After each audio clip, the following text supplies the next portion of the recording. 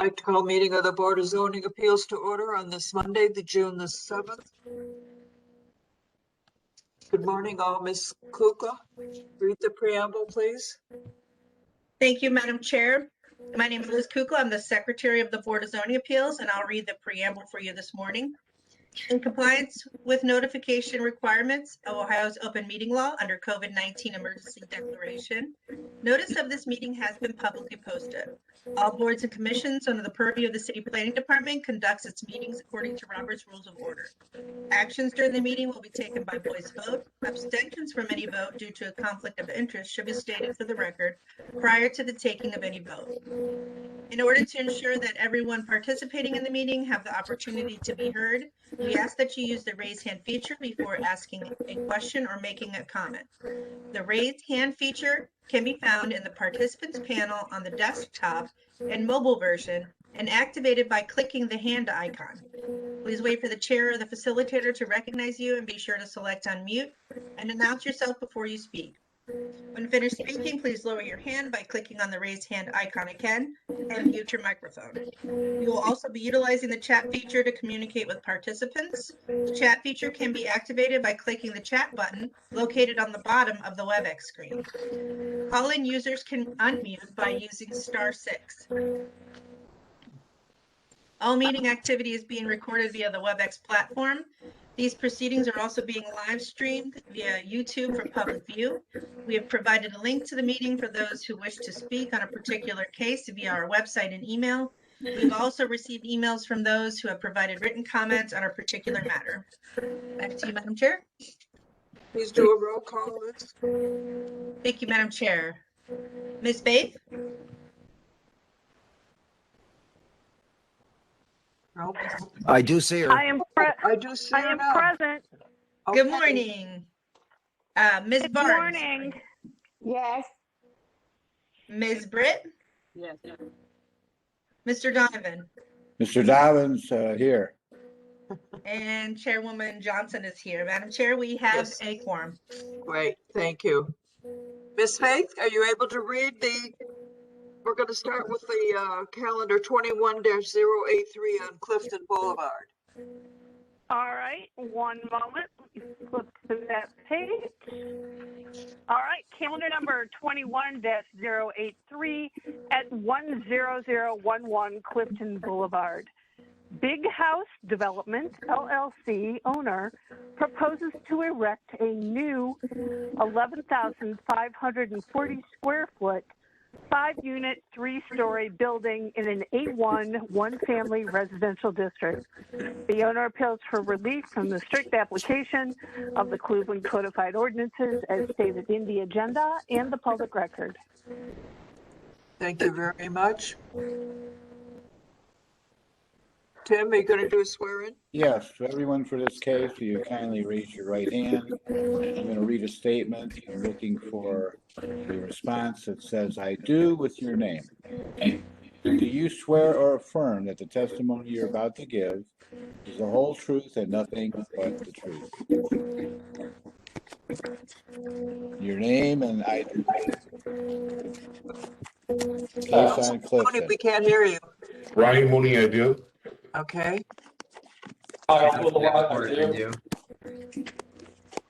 Again? Who was that last person that? I don't know. I couldn't hear it. Adam Davenport, I do. Okay. Okay. Anyone else? Wes Wager, I do. All right. Anyone else? Last call for the. Tim Lark, I do. Okay. Anyone else? Kyle Kulalot, I do. Okay. Again, last call. Hearing none. We move to history. Thank you very much. The legal standard will be judging the case on, please, Ms. Wagner. Did you want the history first? Oh, sure.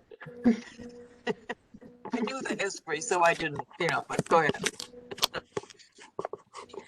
Thank you, Ms. Wagner. I think the most important item in the history is that in calendar number 20-154, This board granted a variance that is nearly identical to this variance this morning. And I believe that we have a copy of that resolution for you to view. So I'm not sure if you want me to say anything else for that, Madam Chair, for the record. Put it in here. Yes. Oh.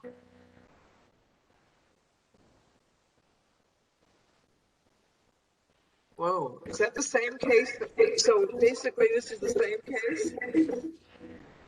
Yes, Madam Chair, there's been a change in the overall square footage as well as a side yard variance. And the appellant can of course speak to that more. I'll read the section that probably is most important. It says, whereas after due consideration of the testimony and other evidence presented at the hearing, specifically with the understanding of the following. The setback issue has been fully addressed. The material will be in keeping with the neighborhood and will be approved by the Landmarks Commission. There will be adequate space for vehicle turnaround in the 30.6 foot vehicle court. Landmarks Commission stated that expanding the shared driveway, that the shared driveway width was mentioned on the site plan. The curb cut will remain at 12 feet and that it will be approximately 100 feet from the intersection. The height of the building, along with many of the stated concerns by neighbors, is not a variance issue that the board needs to rule on, but it is understood that the building will be a mix of 2.5 stories and 3 stories, with the 3rd story portion being set back and not visible from the street. And also, this resolution stated that the community has had ample opportunity to review the project and air their concerns. So there are no conditions on this variance. Okay, thank you very much. The legal standard, Ms. Wagner. Thank you, Madam Chair, members of the board. Appellant is requesting a use variance and area variances from the maximum gross floor area, setback, and side yard regulations of the zoning code. To obtain the use variance, appellant must prove that denying the request will result in an unnecessary hardship, particular to the property, such that there will be no economically feasible use of the property without the variance, will deprive the appellant of substantial property rights, and the granting of variance not be contrary to the purpose and intent of the zoning code. To obtain the area variances, appellant must prove that denying the request will create a practical difficulty not generally shared by other land or buildings in the same district, will deprive the appellant of substantial property rights, and the granting of variances will not be contrary to the purpose and intent of the zoning code. Please note that some of the requested variances, the use variance and possibly the setback variance, appear to have been granted in calendar number 20-154. Appellant sought and obtained an extension of the variances granted in 20.154, so those variances have not expired. Please also note the setback variance may be prohibited by section 32904. And the use variance was granted. The setback, I was unable to compare what was requested here with what was requested and granted last time, so possibly the applicant can explain that. And the side yard variance is a new variance that they're requesting. Thank you very much, Ms. Wagner. Will somebody mute their microphone? Yes, we're getting a lot of feedback from somebody. If you're not speaking, please mute your microphone. Thank you. Okay, Maurice, are you going to update us on the new? Oh, okay. I was going to do that earlier, but okay. I think they pretty much covered with this one, the unique situations here already. As already stated, number 3, the setback variance was already passed last time. And I don't believe they are changing the setback from what was approved last time. So that's consistent. As Liz said, all of these variances were really granted before. I believe the only one that's different is number 4, which is the side yard variance. And I think the applicants would be better able to discuss with you what has changed from the previous project.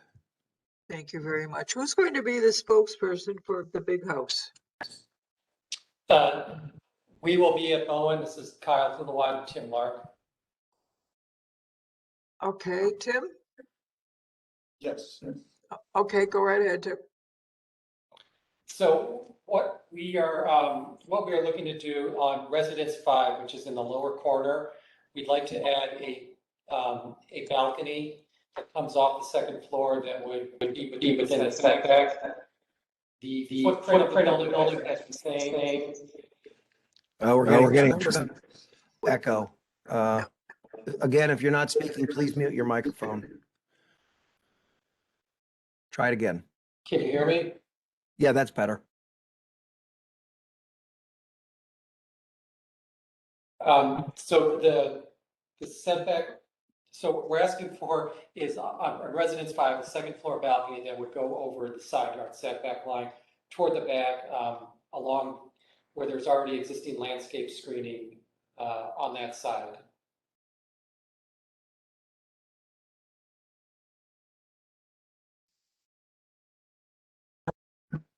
Oh. So there's setback to Clifton. Is there a balcony on those two? Residence 1, 2?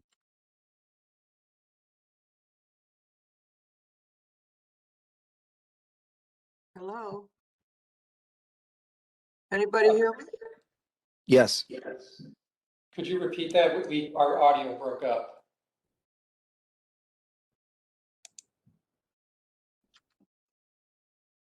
Could you repeat that, Ms. Johnson? Oh, okay, one more time.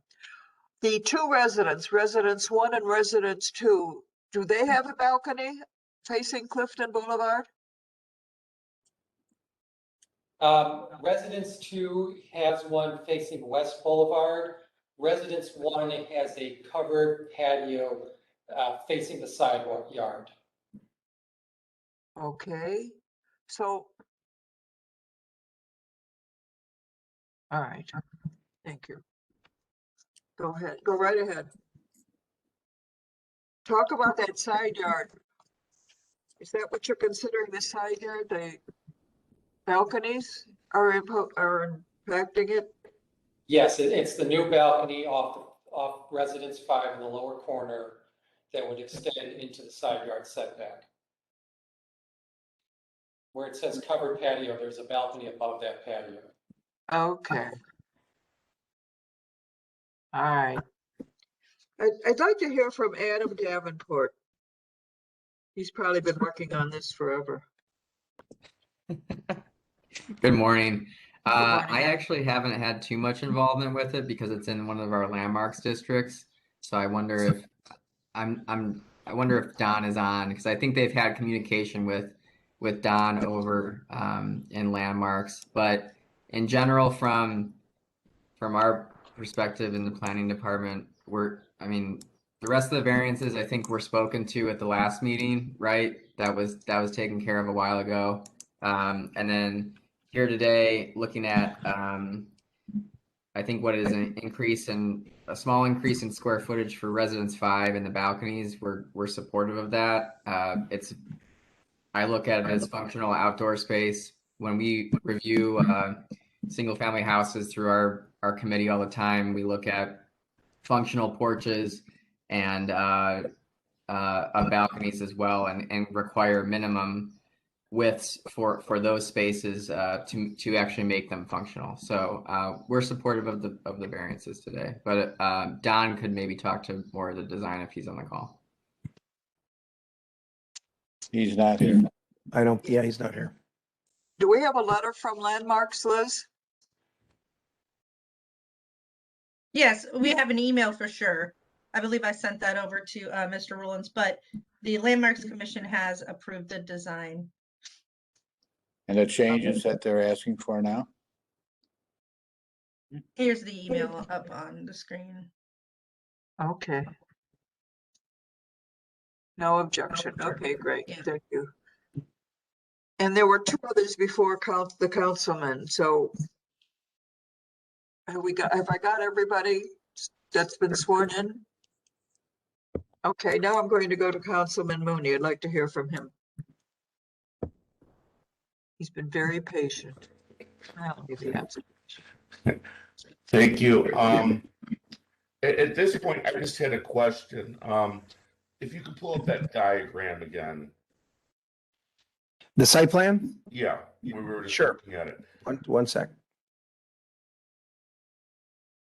I did have a chance Okay. to speak to Mr. Bowen and the developer. So we're just talking about the balcony for Unit 5. And so my question is, how far will that extend out the balcony? It goes out 7.5 feet. And it's hard to tell here, but where is the house to the west of it? How far back does it go in relation to the balcony? So the balcony is well behind the house itself. The house stops about midway through Residence 1. It's up closer to the street. Okay, so based on that, it's not like from this balcony that they're going to be staring in the side window for a residence. It's substantially north of this. Correct. Yeah, that's all. I have met with the developer and Mr. Bowen, and I reviewed it, and I think this is an overdue project, and I have no objections to this. Thank you very much. Any questions, board? If not, I will entertain a motion. Madam Chair, I think that considering we approved everything else in variance number case number 20-154, and we're just here for this one balcony and square foot extension, I move that we approve the variances as requested for calendar number 21-083. Second. Thank you. Call the roll. Ms. Faith?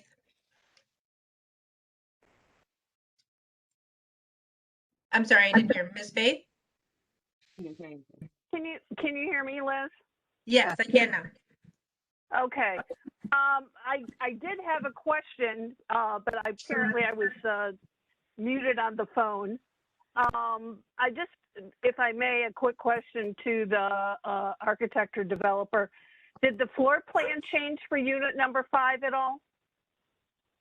The only change to the floor plan for unit number 5 is this is where we added about 400 square feet over the garage of Residence 1.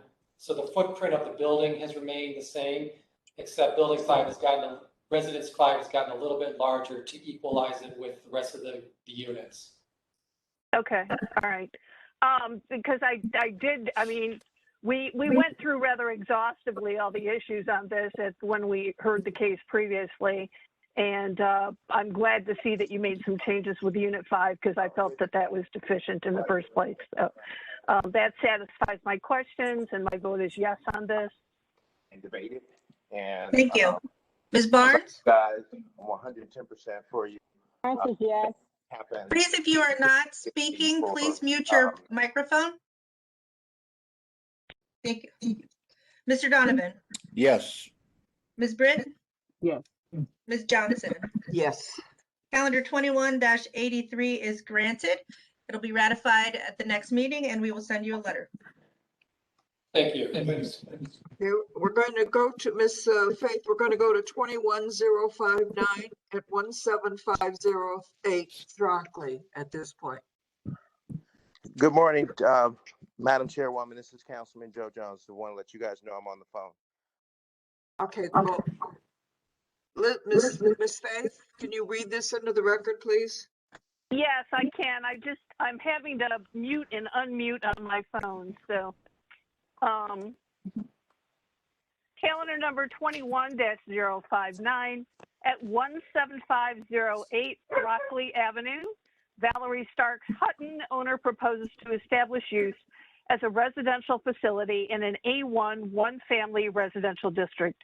The owner appeals for relief from the strict application of the Cleveland Codified Ordinances as stated in the agenda and the public record.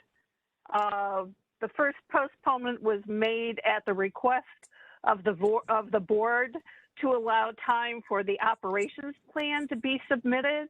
This was filed on April 16th, 2021. Thank you, Ms. Faith. Everyone for this case who's going to testify, please raise your right hand. I'm going to read a statement, looking for a response of I do with your name. Do you swear or affirm that the testimony you're about to give is the whole truth and nothing but the truth? Yes, I do. Your name? Valerie Starks Hutton. All right. Anyone else? I do. BJ Brown. All right. Anyone else? Councilman? Councilman Joe Jones. I do. All right. Anyone else? Last call on the history. Okay, thank you. Mrs. Cooper?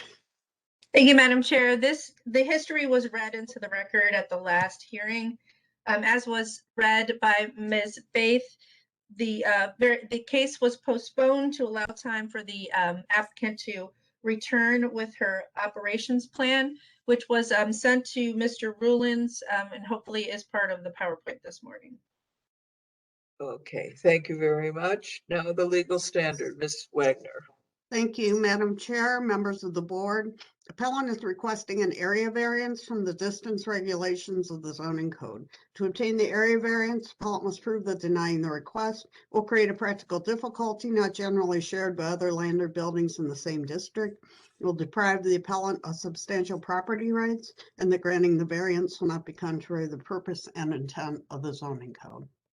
Thank you very much. Valerie, Yes, you did submit your operations plan? I did. I submitted it to Ms. Kukla and Mr. Rollins. Okay, Mr. Rulins, do we have that?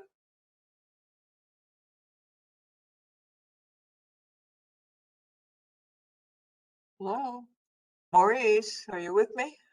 Sorry, I was muted. I said I need to find it. I thought I had it in the presentation, but I don't. So I'll put it up on screen in just a second. Go ahead and get started if you want. Well, a lot of it depends on that plan. And Madam Chair, may I speak? Surely. Also, one of the, there was also in question about the zoning, which was the main issue, the zoning in regards to Shaker Heights. And so I spoke with the director of planning, senior planning department over at Shaker Heights. And there is no conflict with the zoning with Cleveland and Shaker Heights. And there was an email also sent to Ms. Kukla and Mr. Rollins. Thank you very much for that update. Yes. Okay, you should now be able to see the operations plan.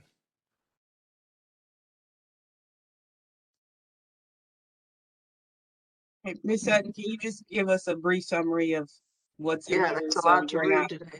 Well, yeah, I thought we would have gotten it beforehand. So, you just give us and don't read this word by word, just give us a Okay. brief summary of what you submitted here. Okay, so basically the operation, it just talks about state requirements. It talks about how many residents, the hours of operations, the staffing, the mission, the goal, the training that's going to be provided for the staff. And it just speaks to the women being supplied with the women being offered a facility to help them be a part of the society. So it's a family home where the women will be in an environment where they will learn how to be a part of a society and be a viable part of our community. And that's basically it. But the operations plan came about because Madam Chair wanted to know how it was going to be run. And so it's broken down very detailed right here. Can you remind us who the target audience in particular is? Is this single women with children or? So the target audience will be women. It's not specific to women with children. It's just specific to the women that I choose. Ms. Brown, would you like to speak to that? Ms. Brown is also, she trains and she does licensure and state compliances since 1999 for support from homes, and she's on the line too. BJ Brown? Yes. Okay. We're ready. Go ahead. No, first of all, I don't do licensure. I provide the state I provide the training and the technical support and assistance to operators so that they can be licensed and maintain their licenses. But this facility that that Valerie is proposing to open, after talking with her and working with her, is for women who have had, you know, various negative experiences. And what she wants to do is to be able to house about 5 of them and help reacclimate them into society by giving them some of the tools that they need that they probably don't already have. So it sounds like, you know, after having talked with her, that she wants to create an environment where they're going to be safe and they're going to be nurtured and they're going to be cared for. And she's chosen this location because she thinks it's a good, quiet, solid community that she can conduct her programs and that the women can thrive.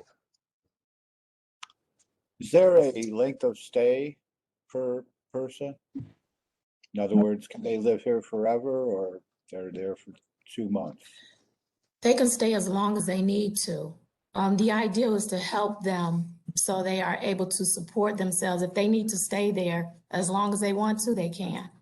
I mean, I'm not opposed to them staying there for as long as they want. But there are no children. As long Are all single women? I think. I'm sorry. Are they all single women? That's the goal. What happens is you, and Ms. Brown will be helping me do this, but you sit down and you speak with someone and then you choose which women do you think would be best for your facility that you can help. So it's a process. It's not, I can't just say, I mean, I can say that these women may be single, or I can say this woman may have been divorced. I just don't know their story. But no children will be allowed into this facility, just the women. I'm trying to market towards, yes. To answer that one. The answer is yes, because licensure is for adults starting at the age of 18. So no children can be residing in this facility. Okay, thank you, Ms. Brown. Thank you, Ms. Brown. Maurice, City of Cleveland Planning. Can we hear from the councilman? Oh, forgot completely. Councilman Jones.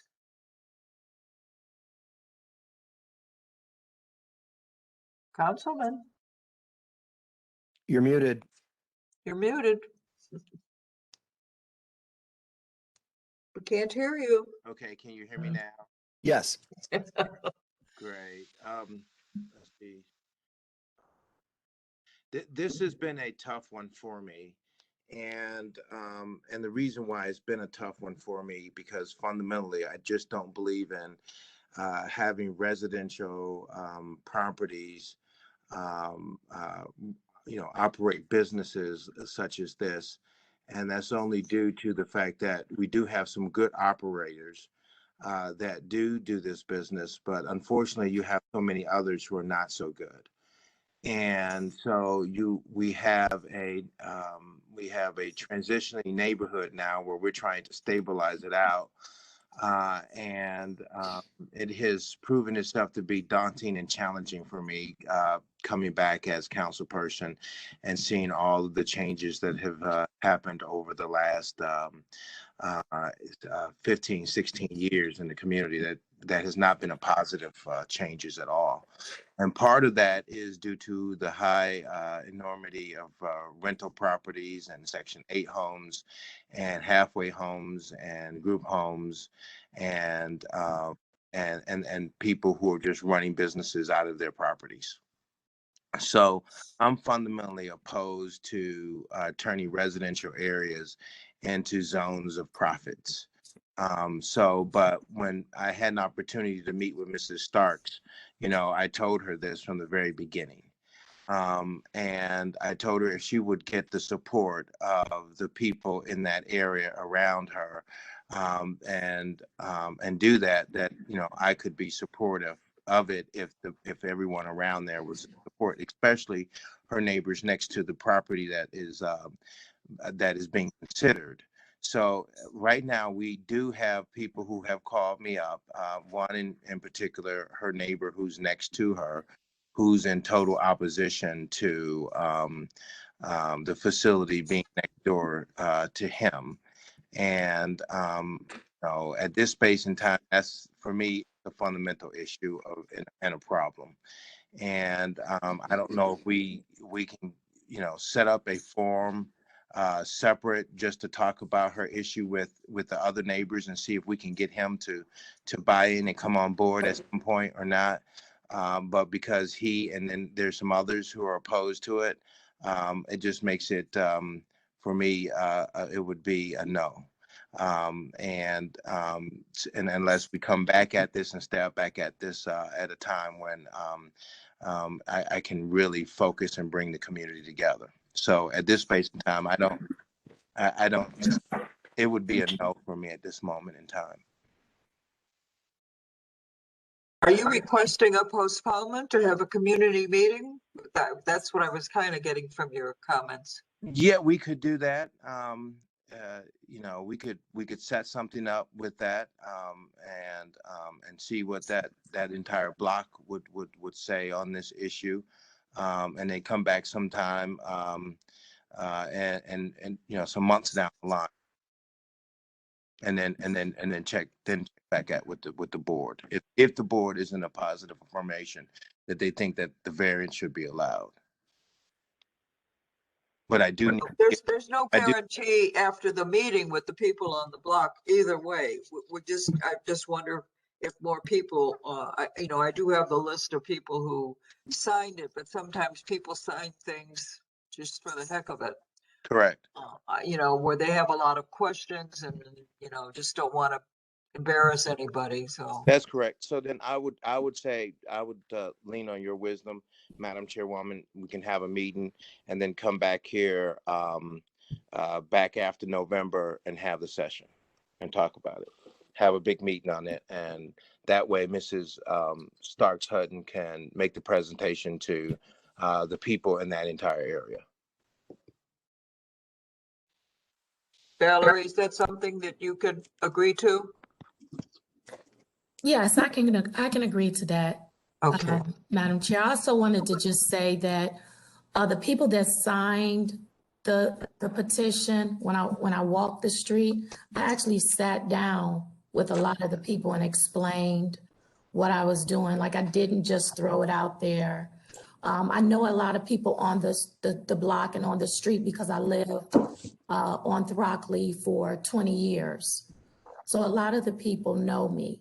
So it wasn't just, something that I threw out there. I actually went into grave detail as far as what my mission was, what I was trying to do for these women. So just to put on the record. Okay, but the councilman has requested a postponement, and you said you have no problem with this. I have no problem with that. Okay, great. Mrs. Kukla? Yes.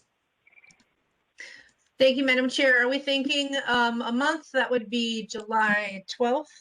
We're looking at November. Oh, I'm sorry. All right, let's do November 8th. November 15th would be the next week after that. Let me take a look. Mrs. Hutton, I just want to make sure that you're okay with that kind of time extension. Are you okay with going to November? I'm okay with that. Okay. Thank you. November 8th. Well, let me, I'm still looking, guys. Give me a sec.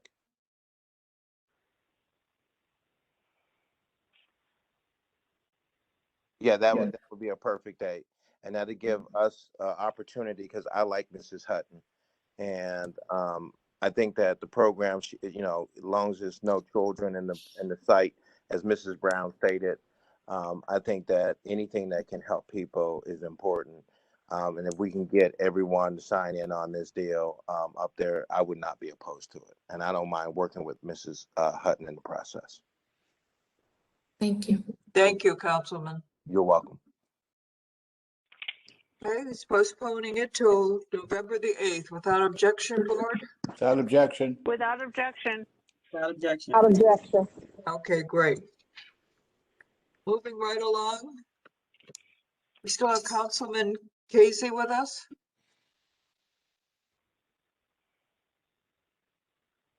Yes, no, maybe? Councilman Casey, No. is he here? I didn't see him before. Okay, fine. Then let's go to Councilman Griffin's. Now, the Griffith? first case, Mrs. Faith. Great. Okay. Calendar number 21-055 at 1862 East 123rd Street.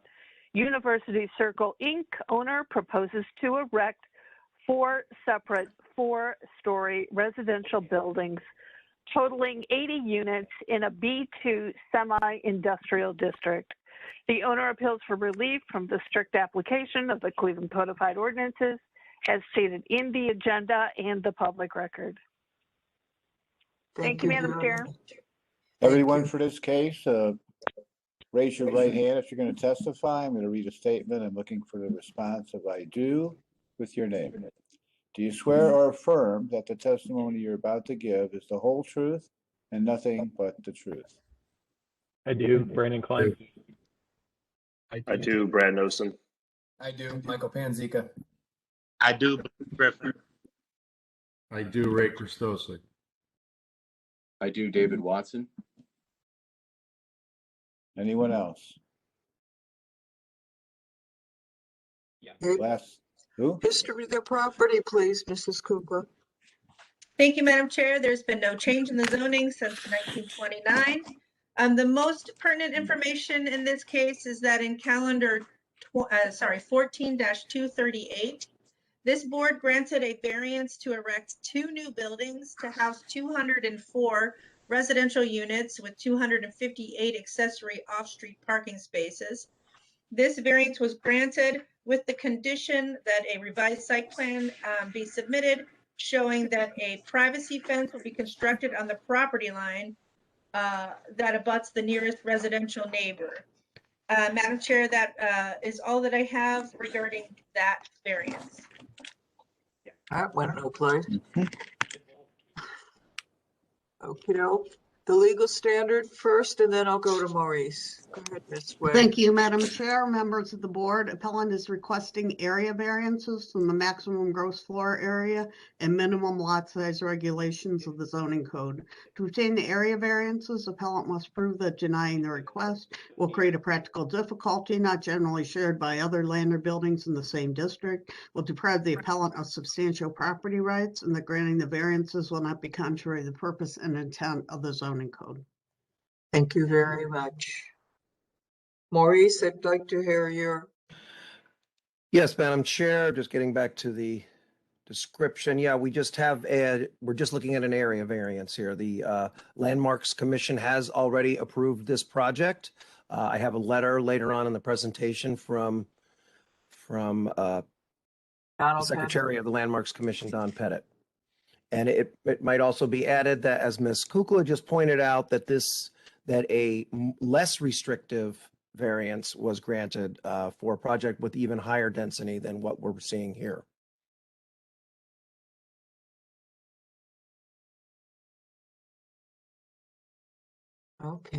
Okay, who's going to be the person telling us all about this wonderful thing? Is there an architect or? Yeah, I will, Brandon Klein, Guys Companies. Okay. Good morning. Project is a redevelopment of the former Woodhill Supply warehouse structure. In 2015, that structure burnt down. The land was purchased by University Circle Inc. At the time to try to control, the future use of that site, knowing that it was a full piece of land within Little Italy neighborhood. there was a former developer that proposed this project with a considerable amount more density and more apartment units. I can start with just stating the process we've gone through on this project. We've held 2 community meetings.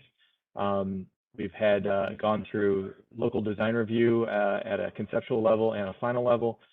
We have also gone through University Circle's design review district as well, which was one of the conditions of the sale of the land. And then we also went through landmarks twice and gained a certificate of appropriateness a couple weeks ago, I apologize, for this project. If you go to the next slide. Just wanted to show the certificate of appropriateness from the Landmarks Commission before just so everybody could see it. Thank you. And the next slide, there you go.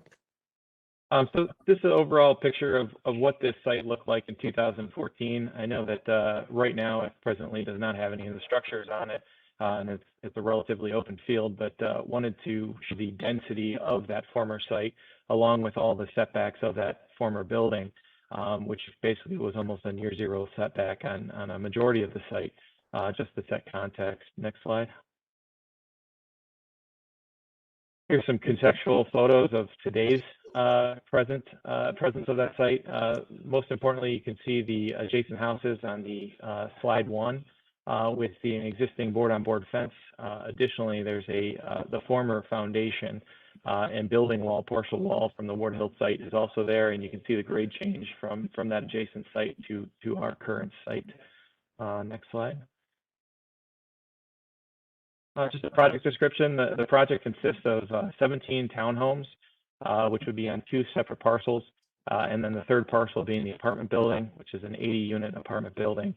And as mentioned, we're requesting an area density increase for the apartment building. Next slide. The site plan has changed considerably through this process, which I'll state we've been very happy to work through with the neighborhood, with the area CDCs and other shareholders to get to the rendition that we are at today.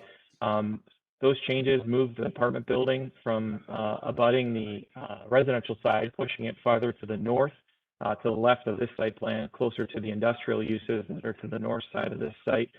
And line both East 123rd and Coltman with townhouses. We've went from starting this project at 105 apartment units, and we've reduced that number down to 80 apartment units, increasing the amount of townhomes to 17 as requested by the neighborhood to try to have more for sale product. I know there is some opposition to try to push for additional for sale. We started this project with 9 for sale townhomes and increased it to 17. And the reduction in the apartment units is basically at the limit of what would make sense for the financial performance for the cost of the land.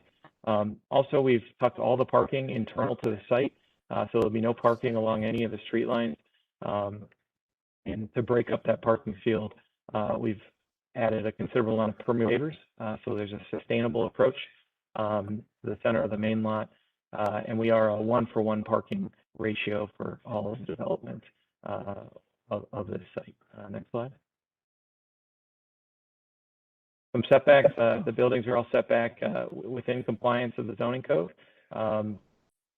Next slide. Is that going to become a nice cut through from one street to the other, cut right through your parking lot? If I wanted to limit. No, if you go back, Maurice, if you could, I appreciate it. There are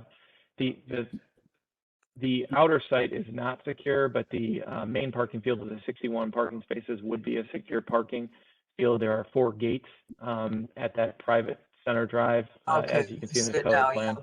Okay. And there'll be a perimeter fencing around those 61 spaces. The 19 parking spaces will be open, and the left to right drive will be open for vehicular access.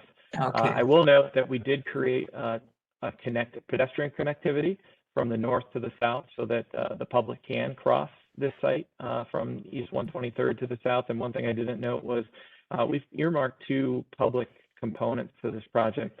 There's a sculpture park to the left of the building, of the apartment building. The intention there is to work with the Sculpture Institute that houses in the building to the left for some public art displays. Also, there's been some discussions with this local neighborhood of wanting to create some history of Little Italy and being able to showcase some of that history and preserve. So we're going to work through that with them. And additionally, to the bottom right, there's a play area and dog park.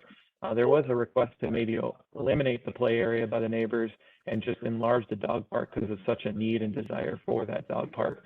In those two areas, we said that we would create the interest group to further define and develop appropriately because they're meant to be for the public neighborhood and the public area. Next slide. Skip to, I think it was, we were just showing some renderings. There you go. Looking down, so this is a rendering with the house to the south, looking down to the north of East 123rd. You can see the 4 townhome building to the left, and then the apartment building in the background, with the industrial buildings far in the north in the background. Next slide. Here's a view back from the north looking south down East 123rd of that 4-story apartment building and the townhomes in the distance. And the sculpture park basically would be right here between those two buildings. Here's a view down Coltman. Why does the top, go back to the slide you just pulled off. Why does the top unit not have that roof except for the one? I'm sorry, what was that, Madam Chair? The 4th floor does not have the ledge above it on the one here on the corner. Are you saying on the left corner? Yeah. You mean I know, you mean right you mean the canopy over the porch? Yes. Aesthetically, we're just focusing on the center portion. There isn't a canopy over the left side either, on the other left corner. Yeah, and this one, this one, and this one. Yeah, hello. Why wouldn't all of them have it or none of them have it? I don't understand. So one of the conditions of our approvals at Landmarks was that they would like to see the left side of the building that has the brick and kind of corner marks the building mimic on the right side, which is what you're seeing here as well. That we had no objection to that, and we currently are working through those renditions to accommodate that. So there'll be more brick, a 4-story brick element that holds that corner. So I think that the comment or question that you have will go away in that discussion. Yeah, that's fine. Next slide. Here's a view down Coltman, looking at the 9 apartment or townhouse structures, and then the 4 townhouse structures in the distance.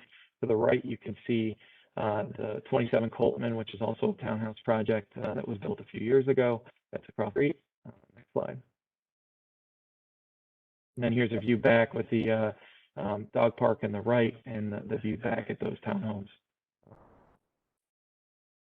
I think that's the last slide. Here's some elevations just for context of the adjacent size and structure. Should be noted that the north elevation that's showing the 1-story house, that is the anomaly in the building or in the neighborhood. The house that's directly left of that one house is actually a 2-story structure with a 3-story roof, and it continues at that level of density down the street. So this house that's adjacent is kind of the unusual condition on the street. Madam Chair, can we ask the appellant to focus in on the variance request in particular?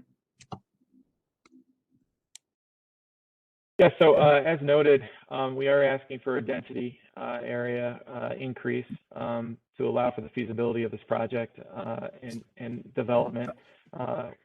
We're trying to balance the appropriateness of for sale townhouse products with the apartment density to offset land pricing. And as noted in the history of the property, we are asking for basically half of size of the area density that was previously approved in 2015 when that project had moved forward and it was never built. Okay, because you're only allowing one parking spot for each resident and somebody's going to have 2 cars, is there extra parking on either East 123rd or at Coltman Road? Coltman Road and East 123rd both have on-street parking along the entire perimeter. I do know that anybody who knows Little Italy, obviously, there is a heavy street parking demand.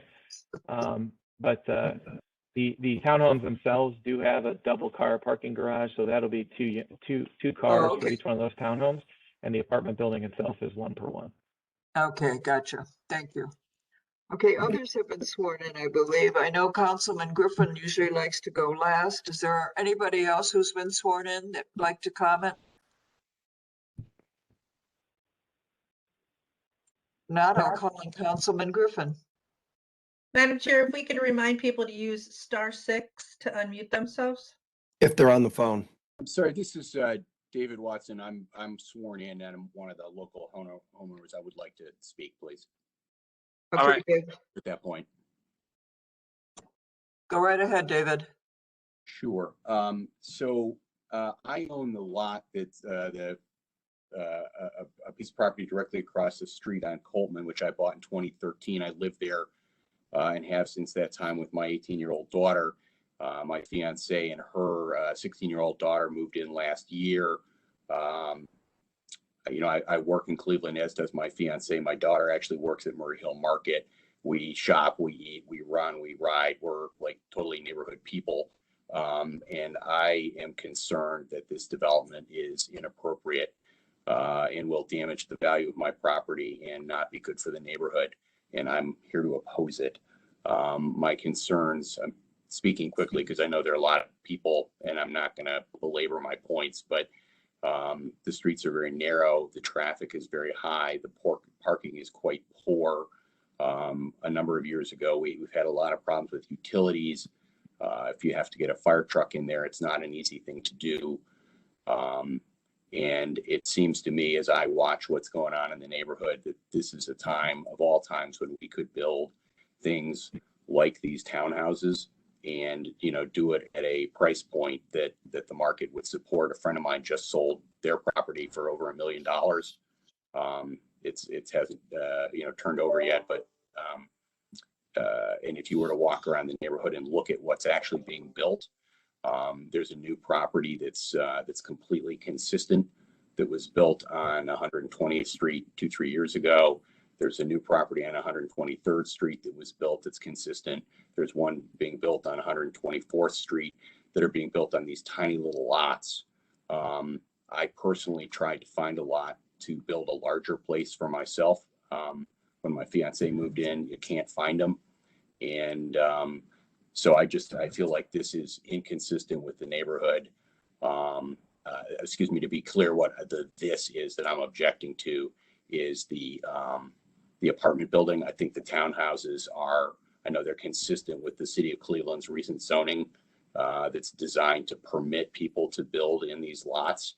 And I think that's excellent and will bring, residents to the neighborhood. And as somebody who's lived in the neighborhood and, tries every day to attract people to move down there, I think having permanent residents would be certainly good for the neighborhood. And I'd like to think it'd be good for the city. I can answer questions if people have any for me based on my, personal knowledge of the neighborhood and the site. I guess the last thing I'll say is that, the crazy thing about this site is that it's basically a rectangle. There could not be a more perfect and easy place to build something in the entire Little Italy.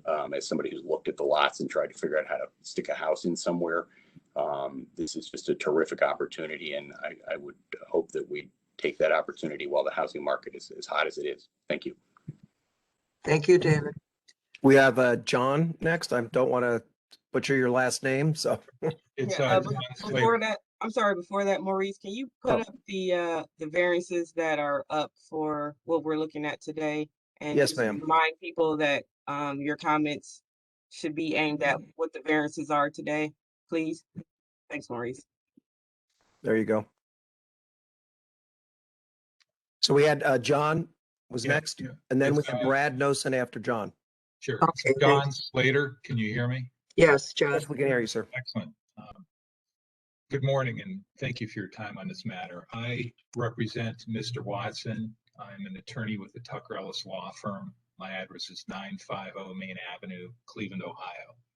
We appreciate your time on this matter. There's just a few preliminary items that we have. First of all, as Mr. Watson indicated, and he is an adjacent property owner to this site.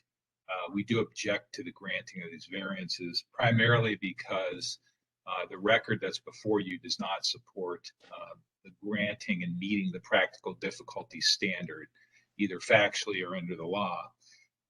Second of all, we believe that these variances are excessive. A couple preliminary items, though, that I want to indicate is the notice that was provided talked about an 80-unit development with 4 buildings. And I'm trying to do the math here, but it looks like the testimony says that there's 80 apartments and 17 townhomes. So it's a total of 97 residential units that would exist on this site. Is that correct? And that's a question you can ask to the applicant, but that's the way that the application seems to be for me. The problem is the notice that went out to the public and otherwise only indicated 80 units, not 97. So there's, we believe, deficiency in the notice. Second of all, there's been reference to a previously granted variance by this body that it was much larger, much more excessive. And what I want to indicate for the record is that each variance needs to be taken based on the facts of the case that are presented, just like this, by the individuals that are sworn in. And we have a right to cross-examine, we have a right to review the information, we have a right to make sure that the information is done under oath. So I would object to any reference to earlier variances that were granted unless we're going to go through the record for that case. And in fact, Mr. Watson actually appealed to the Court of Common Pleas that case, and it's identified as case number 15 CV 845662 in the Court of Common Pleas, Cuyahoga County. So to the extent this body looks at that issue, we ask that that record in that case, which is all public record, that went to the Court of Appeals, be placed in the record. Now moving to the issue at hand here. As this body has clearly indicated, the question is, what is the standard to grant a variance? And it is to determine whether practical difficulties would exist. And specifically in section 329.03 of your code, it says, where there's a practical difficulty in the way of carrying out the strict letter of this provision of the zoning code, you may vary or modify the application of such provisions in harmony with the general purposes and intent of the zoning code so that public health, safety, morals, and general welfare will be safeguarded and substantial justice done. Then it clarifies exactly what that means. And there's a lot of case law on this point. The limitation of granting a variance, first of all, under section 329.03B1, the practical difficulty has to inhere in and be peculiar to the premises sought to be built upon or used because of physical size, shape, or other characteristic of the premises or adjoining premises, which differentiates it from other premises in the same district and creates the difficulty caused by a strict application of the zoning code not generally shared by their land or buildings in the district. Second of all, the refusal to grant the variance appealed for will deprive the owner of substantial property rights. And then finally, the granting the variance appealed from will not be contrary to the purpose and intent of the provision of the zoning code.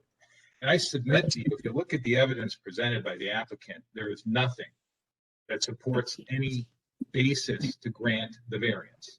And when you don't have that basis, what you're doing is you're basically rezoning the property, which this body doesn't have the right or the authority to do. The letter from the Land Commission doesn't cite unique characteristics of the property, and we haven't heard anyone here to testify, so we object to the submission of the Landmark Commission recommendation. It's not referring to any standard for the granting of the variance, and that's what you're here to review.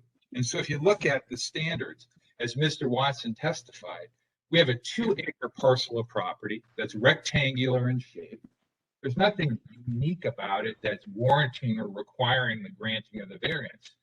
Your zoning code says that you're only allowed to build density up to half of the total square footage of the lot at issue. And in this case, the total lot square footage is about 66,000 square feet. And they're asking to build over more than the entire square footage of the site. You would be under your zoning code, you're only required to build on half of that, which is 33,000 square feet. They've completely thrown that zoning out the window. And for what reason? The only thing they cited at all is, well, it doesn't work for the finances on this project. That's the only thing that they talked about. What's the problem with that? The problem is they created their own difficulty or hardship by buying the property. If they paid too much for it, that's not the basis to grant a variance. In fact, they paid $1,975,000 for this 2-acre parcel of property. And this wasn't years ago. They just bought it in the last year or two. Second of all, they have knowledge of the zoning restrictions. So like the previous developer, they should have come in to get a variance before complaining that somehow this is creating a financial burden for them. And they're actually claiming without any factual basis that the only way this project's going to work, as they indicated, they said this is the minimum necessary to make it financially work. 97 units on 2 acres is the minimum to make it work. That doesn't make any sense at all. I think we all know better than that. They paid over $922,000 per acre, and they're cramming almost 50 units on an acre of property. And as the testimony indicated, some of the residents in this area, it seems like the feedback was they want more for owner use in the area. And in fact, the whole area is, if you're familiar with it, and Mr. Watson testified to it, are primarily single family homes, duplexes. Now, Mr. Watson's in a townhome, but not massive apartments within this particular area. You're across the street from the cemetery. You're across the street from our townhomes and basically surrounded on, in most of the area by these older single family homes, duplexes or multifamily, but nothing to this extent or size. And the zoning also is primarily surrounding this particular zoning area is either single family residential or multifamily residential. So what they're asking you to do here is completely throw out your zoning code and allow a project to come in that greatly exceeds and is excessive. And again, there's no reason or justification. It's not as if the lot's too small. In fact, in the past, they argued because the warehouse was there, that's why they were trying to get such big density. Well, that's gone. And when they bought it, it was gone. So that's not a legitimate issue anymore. Finally, I know that, Mr. Watson, you can confirm with me, I know that there's concerns about narrow streets in the area, city services, and that this type of project overburdening the infrastructure. But that's not in front of us today. Well, it actually is. It's a consideration if you look at the potential impacts, because what they're doing is they're allowing density. You'd only be allowed to build 27 townhomes on this property, or actually less than that if they were single family residential. So now they're increasing the density. And I don't mean to interrupt, but it is a relevant factor in consideration because you have to look at what are the impacts. And we've also had other city service problems such as plowing or otherwise. So you're taking an area that's a quaint area, and it's the reason Little Italy is what it is. It's a little quaint area, and you're cramming in a massive, excessively large apartment complex with 80 units plus 17 townhomes. And they're coming to you saying, well, actually, we're doing a favor because we lowered the density less than what was done before, and we're trying to work with the people. The fact is that if anything should be built here, it should be purely a townhome development. And you adopted new ordinances to allow that in your community in 2018, specifically for that purpose. And so based on those factors, it's not as if the lot's too small. It's not as if you have massive apartment next to this or some other external obsolescence. You have a nice, clean site in a very attractive area. And Mr. Watson has testified that there is plenty of other development going on. It's very attractive. He himself paid significant amount of money for his townhome across the street. And based on those factors, and based on the evidence you've heard so far, there's simply no justification for granting this variance. If anything, they paid probably too much money for this property, and that's not the basis to grant a variance. And for those factors, we ask that this matter not be approved. Okay, thank you. Madam Chairwoman, if I can respond to clarify a comment that was a few comments that were made during that. Madam Chair, if we could jump in, is if the applicant is going to speak directly to the number of units, there is an issue with the public posting that we would want to clarify with our attorney before we go any further with testimony. This may need to be reposted as on the building and housing notice of nonconformance. I can verify that that notice of nonconformance did state the number of total units as being 80. So if we can have the applicant confirm that and then defer to our attorney, Lori Wagner, for some clarification. So happy to answer that question. There's 3 parcels a part of this project, parcel A, B, and C, that was a part of the submission process. Those parcels B and C are for the townhomes of 17 townhomes. Those townhomes are in full compliance with the zoning code and ordinance, and no variances are required for those 17 townhouses on those parcels. The 80 unit apartment building, which is on parcel A, that parcel A does have variances associated.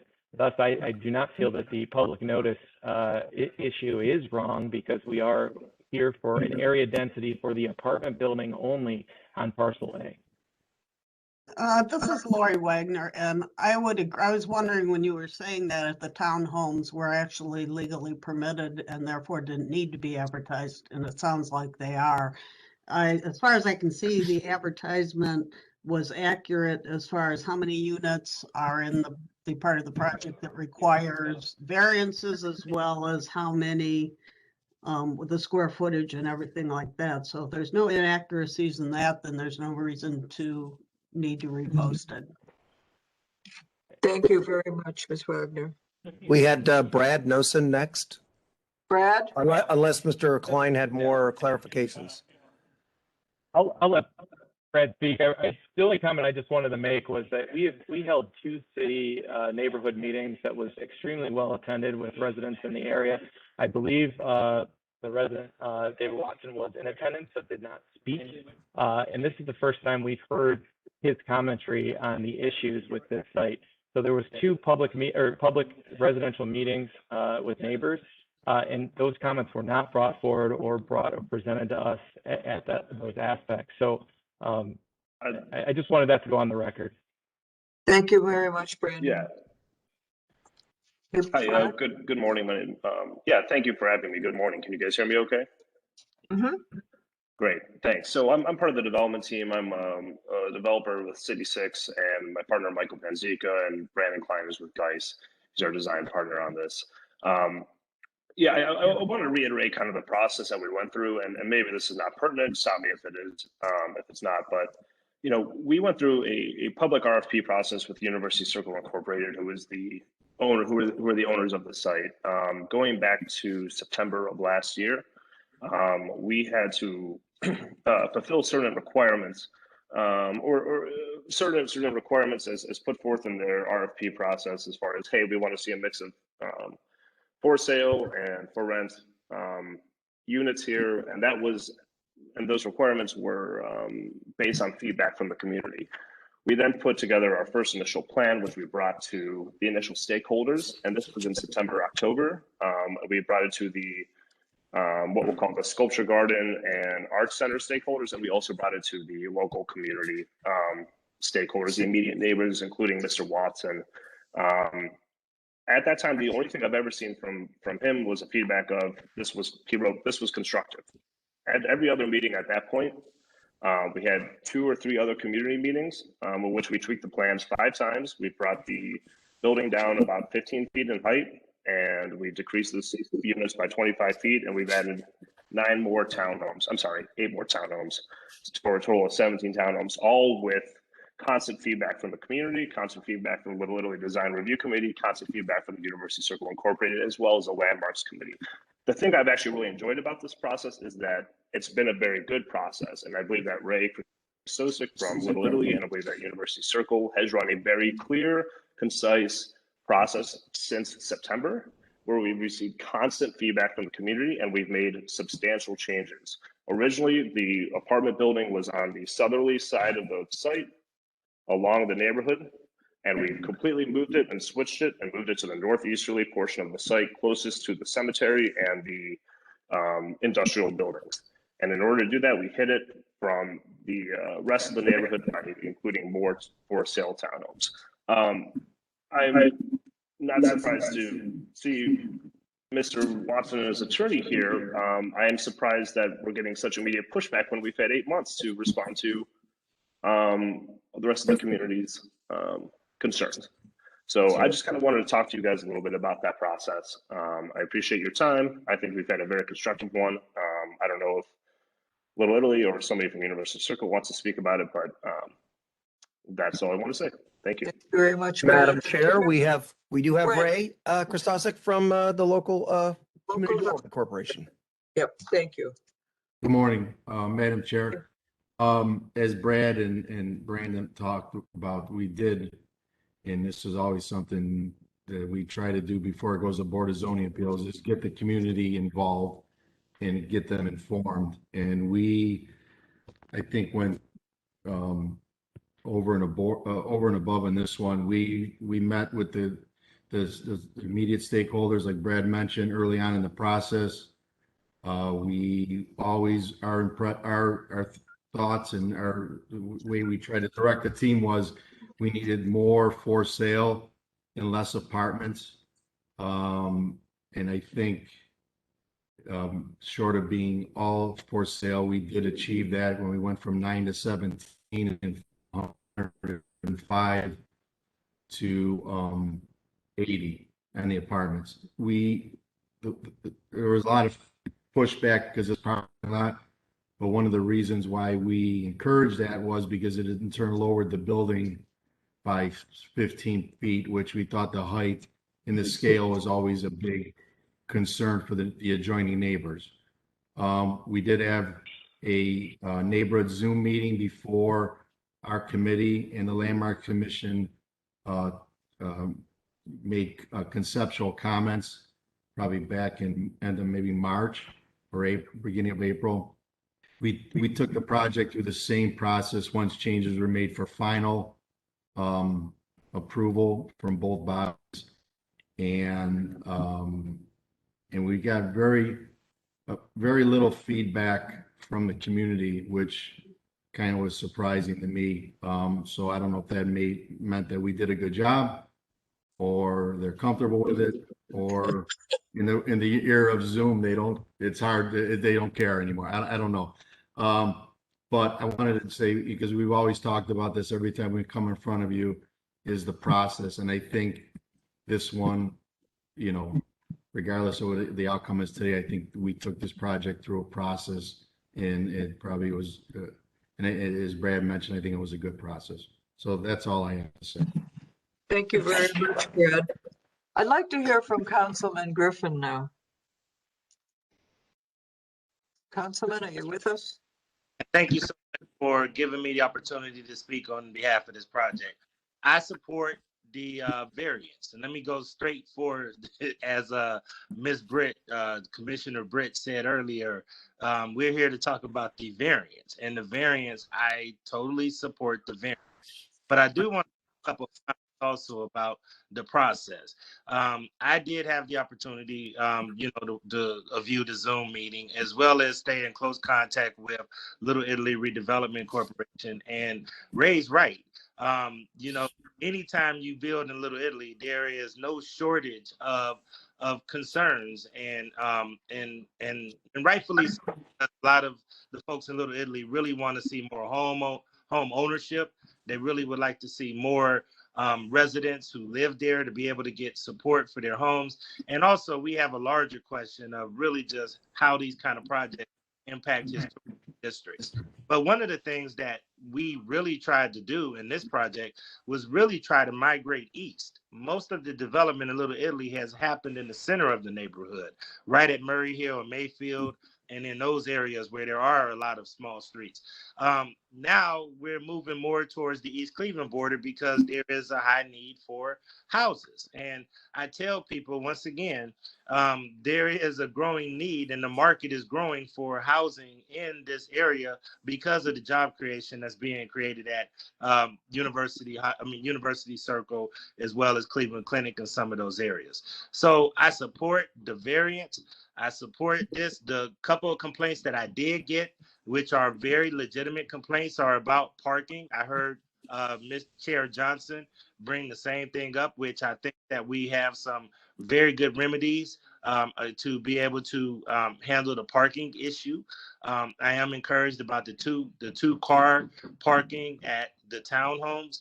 So, but because this has gone through the process, because I have received minimal, and like I said, very surprising minimal amount of pushback regarding this project, I can tell you that I do support it. So I urge this group to support it, and hopefully the developer will always continue to work closely with the residents in order to try to continue to make this project better. Thank you, Madam Chair. Thank you, Councilman. We have Michael Panzica would like to speak. Michael? Yes, good morning, everyone. Thanks for your time. I'm one of the developers partners with Brad Knows on this project.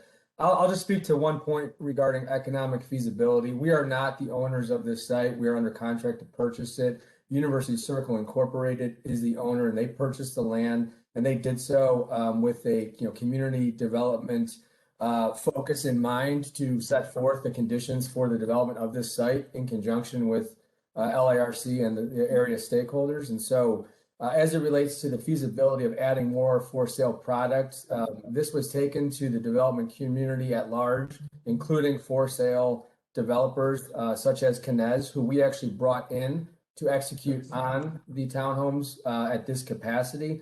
They declined to offer on the site to do a larger for sale product. So we are not just saying it, to get this motion passed. It is truly at a point now where it makes economic sense as set forth here. Thank you. Thank you, Councilman. And we have John Slater again. Sure. Just some more points of clarification. Has there been a lot split recently? Because on the county website, it shows 2 parcels of property. And I do have follow up to that. I just want to confirm for the record what we're talking about. The lot split has not occurred as of yet. The land has not transferred yet to be able to do that, but there will be a lot split submitted and done before permits are pulled. And also the size of the lot that the apartment will be on is what size? I believe 1.56 acres. And here's the point. Again, I know your legal counsel's indicated that there was sufficiency in terms of notice, but they had talked about and coupled that with the claim that, well, the townhomes are on different parcels. Yeah, if I can, not to interject on you, but in the submission, the 66,000, and that's in the notary, in the description is the appropriate area density for parcel A. Yeah, again, but the notice is misleading in that it indicates there's only 80 units. Here on the parcel that's at issue for the variance that's legally existing, it's 80 units plus at least the other 17. I know that the way the layout, there's another parcel there, so some of those may get picked up. I'm just saying it's not clear notice, and it's definitely misleading, and we believe that it's deficient. But again, more than that, if you've heard all the testimony that talked about, well, we've had a procedure, we've met with the neighbors, we've tried to come up with a good project, and that's not the issue that's before this body. The issue is whether this property has unique characteristics that do not allow it to be developed under your zoning. And then to the extent you're going to grant variances, they need to be the minimum necessary to relieve them of that practical difficulty. And the fact is that as we do the math here, if you think about the variance, they're asking for variance of 296% more units on, and this is if you look at all the property, then you'd be permitted. And that's if you had a total of 80 units on the property. If you combine these together, you're looking at 97 units. But then again, if you only take it down to 1.5 acres, 80 units on it is clear. It's not 10% or 20%. It's hundreds of percent more units on that small piece of property. And there's nothing like that that exists within this area. The only thing is the townhomes across the street, and they don't come close to that density. They also have, significantly larger building that's than permitted. You're allowed, you're allowed for every 1 unit for any 2,400 square feet of lot size. And again, you'd be allowed, I think, 27 units on this, and they're asking for 80. Again, clearly excessive. And then they've talked about, there's been, other than saying an RFP went out and asked the development community about how we're going to develop the property, there has been no tie-in about what can actually be built or developed on the property here, and whether it can be under the zoning code. It's just to come in and say, well, individuals or developers in the community may not want to build on it because they may not make enough profit or there's not enough money in it. The fact that you have to look at the facts. What is it about, if they want to change the zoning in Cleveland that allows these kind of apartment buildings at this density in this area, there's a procedure. You go through rezoning, not granting of the variance. The variance has to be tied to unique characteristics of the property. Again, there's nothing here unique about it. It's a beautiful, large piece of property that I'm sure people can make plenty of money at if they built it under the zoning code. They're asking for a hardship or, actually a practical difficulty when none exists. And again, we believe that under the case law, that's prohibited. Madam Chair, we have someone from University Circle Incorporated on the phone that would like to speak, and then we also have Councilman Griffin again. Okay. Who's on the phone? Hi, good morning. This is Casey Petra. Can you guys hear me? Yes, we can. Hello? Yes, we can hear you. Hi, this is Casey Petritis, Director of Real. This is Casey Petritis. I'm the Director of Real Estate at University Circle Inc.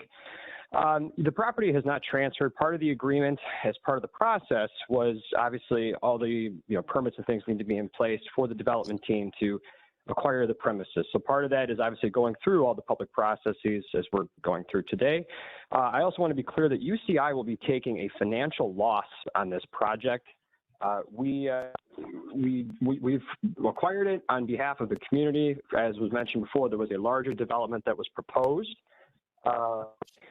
And we've vetted this out to several different developers. And it's really not a matter of the zoning and all that to really make the market economics work on the site. There's a little bit, it's just, that's the price of land and real estate. We did talk to Kenez early on. He was part of the first folks that we spoke with about doing all, single family residential, but we felt that all along that we needed a multifamily component to basically make the economics work. And I credit the development team and Ray over at Little Italy for working through the community processes to really run through the numbers. Concessions were made. I just think a lot of good things have happened, and UCI is not going to benefit from this project whatsoever. So we're really hoping this continues to move forward the process. Thanks very much, Casey. Madam Chair, was that person sworn in? Oh, I don't believe so. Yeah. So we'll take it with a grain of salt. But Councilman Griffin would like to speak again. Excuse me, this is Lori Wagner. We should swear in the person that just spoke so that the remarks can be properly part of the record. And I apologize for interrupting when you were calling on Councilman Griffin, but I think it would be better to take care of this part first. Can we get a hold of Casey? I don't know if he's still on the line. Yes. You are? Casey, I'm going to read a statement, Casey. Yes. Your response is I do with your name. Do you swear that the testimony you're giving at this proceeding is the truth, the whole truth, and nothing but the truth? I do, Casey Petritis. Thank you. Thank you, Casey. We have Councilman Griffin, and then we also have Ray, I believe, would like to speak again. Okay. Councilman. Although I'm not sure if Councilman Griffin may have left. Madam Chair, he did leave and he texted me. One of the things we did on one of the other projects in the neighborhood regarding the parking is that we restricted, if parking is an issue and a concern of the board, where we restricted those addresses to be able to obtain the residential permit parking permits for the side streets. So I don't, I think that if parking is an issue, that may be something you guys, if you could consider. We've done that on some other projects in the area. Good to hear. That's but for once in our life, for a Little Italy case, parking is not on the variances, but thanks for that information. No, Exactly. I understand that, but yeah, we just want to keep everything to the one variance that's on here, and so I think we've kind of gotten off task here a little bit about the process and all that. I'm glad that we had a very involved community process, but I just don't want us to belabor the wrong thing and we're not talking about variances. So, okay, This is David Watson. May I speak again briefly? Mr. Watson, is it something new you haven't said before? Oh, Councilman Griffin is back. Oh, hold on, David. And I think it's just the lack of resources that are there. Thank you, Madam Chair. You elaborate. I just wanted to come back on briefly because thinking about the parking situation, I actually thought of what we did with the buildings at I believe it was the Parati development, where we just want to make sure that we restrict that these folks that do come into this apartment building, that they are not. And I believe this board has the ability to do that, that if I could request, and please, by all means, the attorneys could let me know what we need to do to formally request this, but that we do not allow parking permits for the tenants that are at that location, because that help with some overflow about parking in the surrounding area.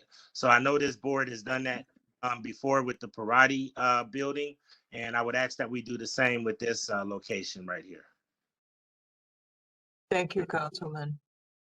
Mr. Watson, quickly. Yes, I've tried not to repeat myself in my prior comments, so this will be just very succinct, which is to say that in the community forums, all of which I personally attended, I did express my opinion that this should all be owner occupied and that we should not build a great big apartment building. I just didn't express it 10 times.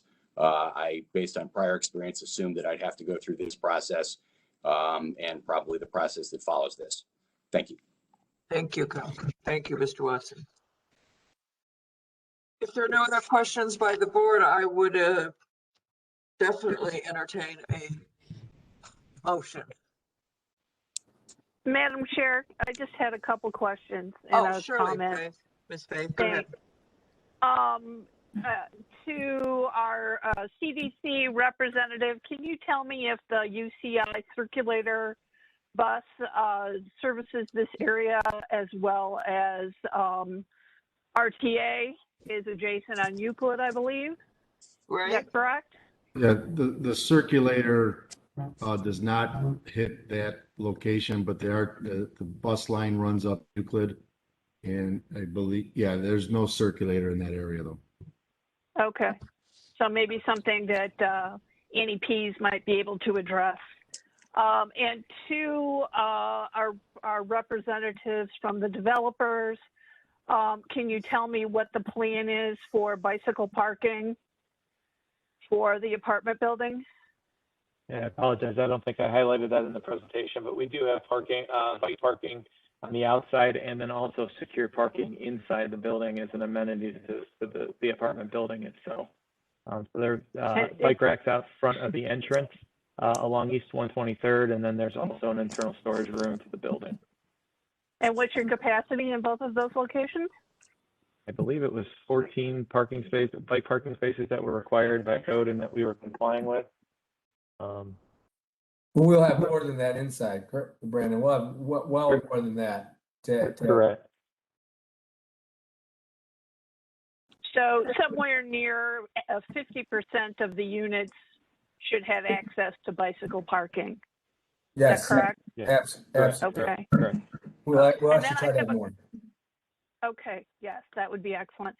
And then with a comment to the little micro park, your play area and your dog park, having managed a dog park with upwards of 56,000 dog visits a year, and also consulting on the dog park at the Zone Recreation Center, I would just mention that statistics from the Trust for Public Land are that there are more U.S. households with dogs than there are with children. And it's not perhaps the best safety situation to have a children's play area adjacent to the dog park. So if you are leaning to using the entire area for a dog park, I would recommend that, making sure that it is fenced and double gated as well. And with our restrictions, so you don't have any complaints from adjacent residents. So with that, Madam Chair, I can go ahead and make a motion if you'd like. Go right ahead, Ms. Faith. Okay.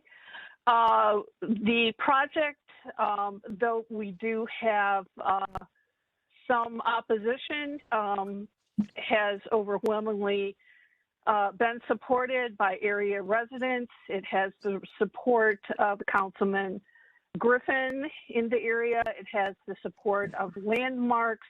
It has the support of University Circle Incorporated.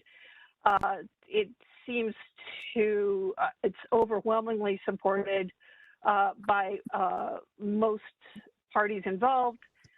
And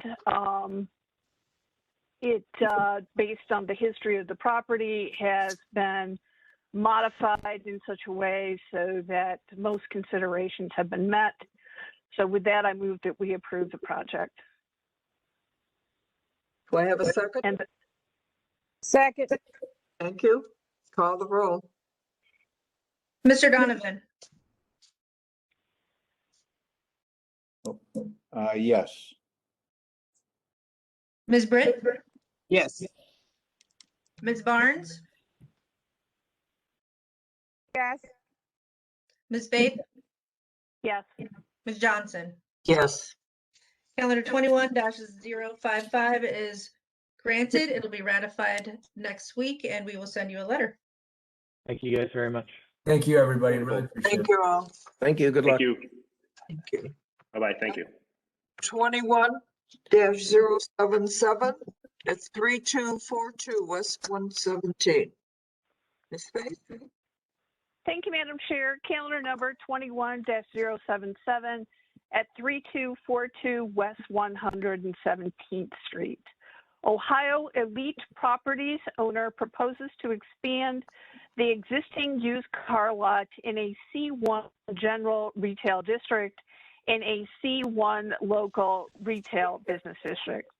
The owner appeals for relief from the strict application of the Cleveland Codified Ordinances as stated in the agenda and the public record. Thank you very much. Mr. Donovan? Everyone for this case, kindly raise your right hand. I will read a statement and looking for a response of I do with your name.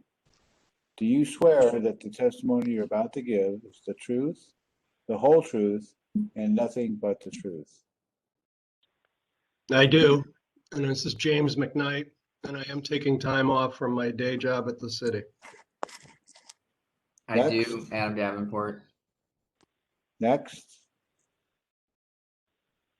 Vilma raised her hand. Are you, ma'am, are you going to be commenting? If so, please acknowledge.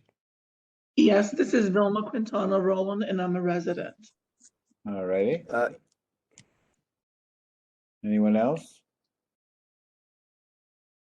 Last call. Okay. On to history. History of the property, please. Thank you, Madam Chair. This property is located and was originally located in split zoning. It was between general retail and two family. The zoning was changed to local retail in 2015 on that portion that was originally zoned two family.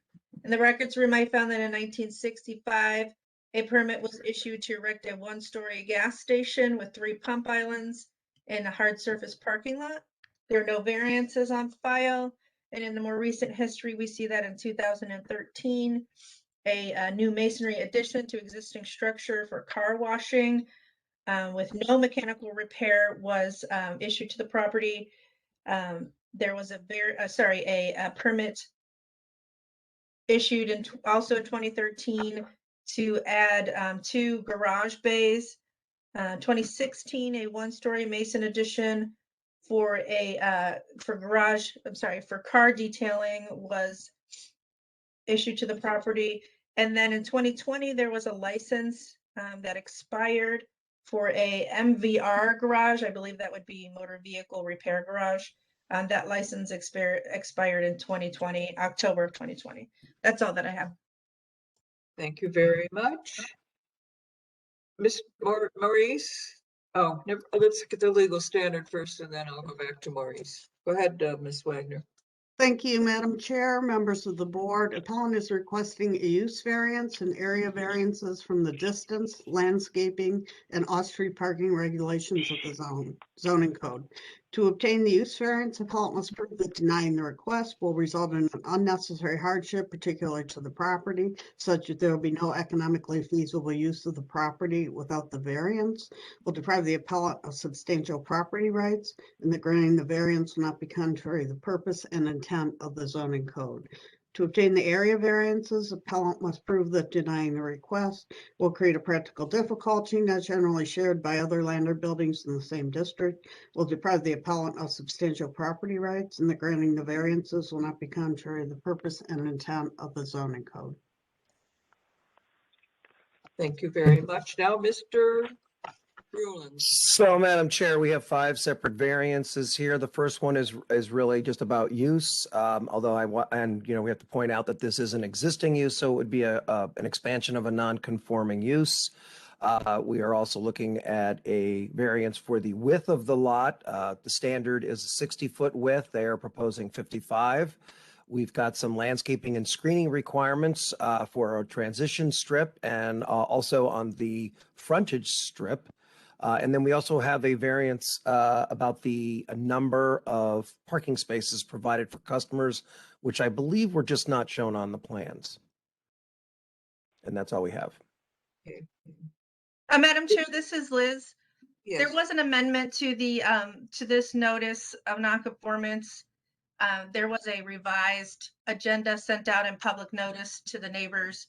The local retail business district has been identified as being part of the project area, and so therefore the case also includes the use district, which Mr. Rulins mentioned, but it also eliminates the 60-foot wide issue for this lot, as it has been brought to our attention that it actually meets that requirement, since it is extending into the local retail business district. So again, that has been updated, and the public notice went out notifying the neighbors of this change. So item number 2 is not needed. Is that correct, Ms. Kukla? That's correct. Okay. Is this at the corner of Triscuit and 117th? Yes.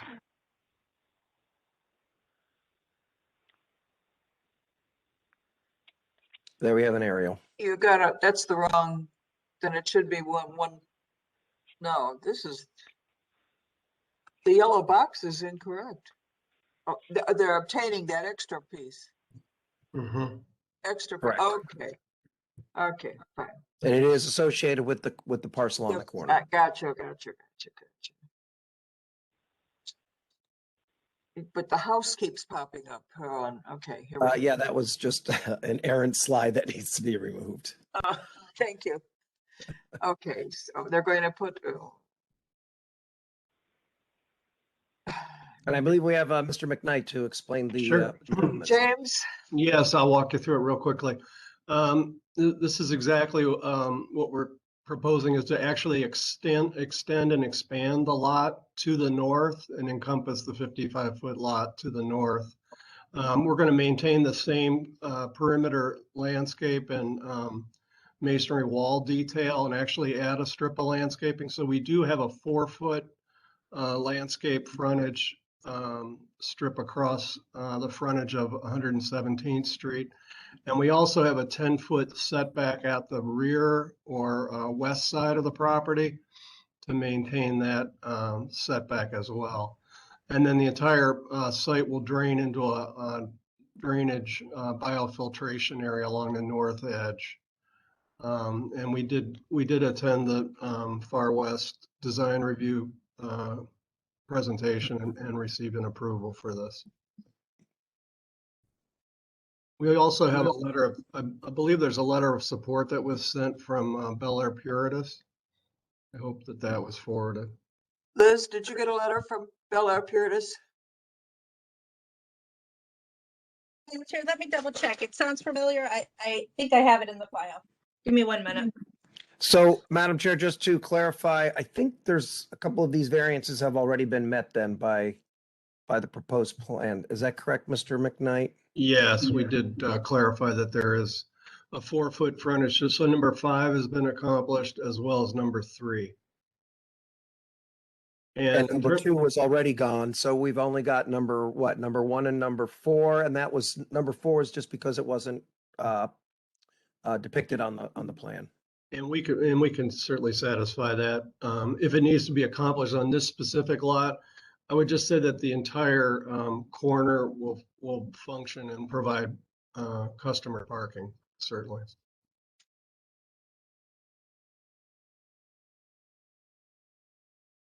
Mr. McKnight, could I just ask your relationship to this business? I'm just hired as a consultant to help design this and have it presented. Okay, thanks. Mm-hmm. Adam was sworn in. Yes. Yes, thank you. I can talk a couple points about the design review committee and then our kind of perspective here in planning. So the design review committee did give this project approval. They wanted to see the landscaping and setback requirements met. So I'm glad that those are adhered to. I think those are easy things to comply with overall. And then more from a planning perspective, I guess, normally we would not be an advocate for expanding used car lots in general. But a couple things of note about the area since I came on to Planning Commission in 2018. So the owner of the car lot at the corner that is wishing to expand, he also owns the building to the north, which is to the right of that yellow square, and is currently renovating that building. He brought me an original proposal a couple years ago to expand the used car lot all the way north to almost the kind of the residential area you see closer to the highway. So 90 is out of the screen to the far right, if you know the area. So I mean, we thought that was a bad proposal to expand the used car lot that far away. So I'm glad that the current proposal is keeping the existing building rather than demolishing it, renovating it, and using it for something else. I think of note, there is a connection to the parking lot for that building in the rear of the plan. I mean, I think it could be justified that it would be used for circulation for cars, but probably should not be used for the expansion of the used car sales and should be reserved for parking of the tenants of that building. So I would like to make that clear. And with that, I'll leave it at that at the moment. Thank you. Madam Chair, to Mr. Davenport. Yes. Does the owner also own that parcel that's to the north of the building that is under renovation, where there used to be a drive-in restaurant right behind right behind the house on the dead-end street? Jim Jim McKnight might know better than I. I thought he owns all three of those parcels, but I could be wrong. I think you're right, Adam. I think he does own those three. So he owns the corner, the lot that's in the yellow square, the lot to the north of the yellow square with the building under renovation, and the lot that used to have the drive-in restaurant that's right behind the houses. Is that Yes. correct? So Correct. that's four Yeah. parcels in total. Yep. Okay. All right. Okay. Okay. Thank you. Madam Chair, this is Liz. Yes, Liz. I was not able to find that letter from Bella Puritas. I was looking for a letter from Melissa Miller. I don't see it in the file or in my email. So if she could send that again to me, Mr. McKnight, if you could send that request. to Yeah, her.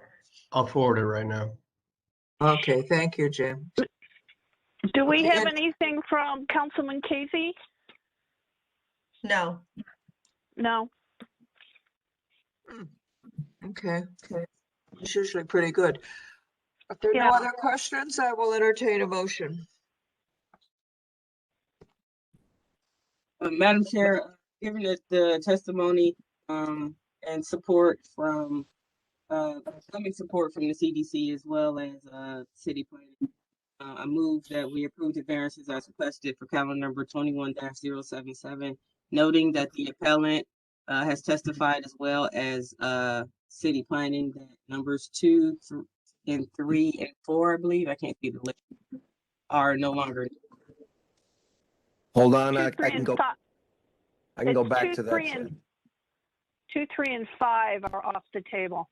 2, 3, and 5. Okay, thanks. Right. We're looking at 1 and 4. Okay. We have a motion. I need a second. Second. Okay, call the roll. Mr. Donovan.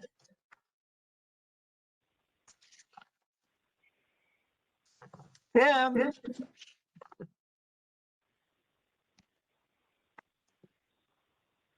You might be muted, Mr. Donovan.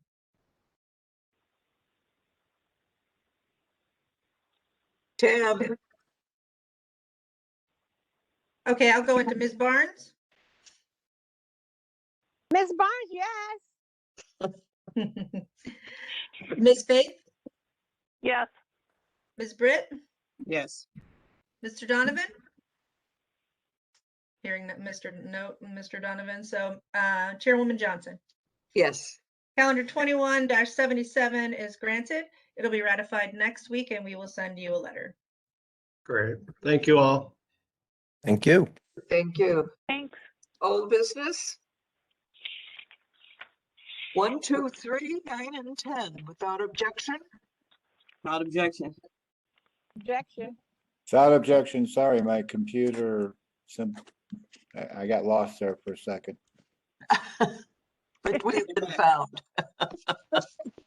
Lost and found. Okay. All members of the board, would you please stay on the line for another minute? Surely. Shirley? Oh, she doesn't work. Yes. Well, I move that we go to private session so we can start recording. Okay, hold Right. on 1 second. I will stop Let's- the recording. Wait, let's ask Lori. I'm not sure if we can meet offline without posting such meeting. Lori? Well, the meeting has been posted. What you need is a proper motion to go into executive session for a reason that's allowed by the code. I'm not sure why you want to go into executive session, so it's, Okay. there definitely was a proper motion. Is it to discuss personnel issues? Yes. Yes. Okay, all right, well then, yeah, you can go into executive session for that. You have to vote on the motion if the board has to vote. I'll move Second that the we go to motion. executive session. Thank you.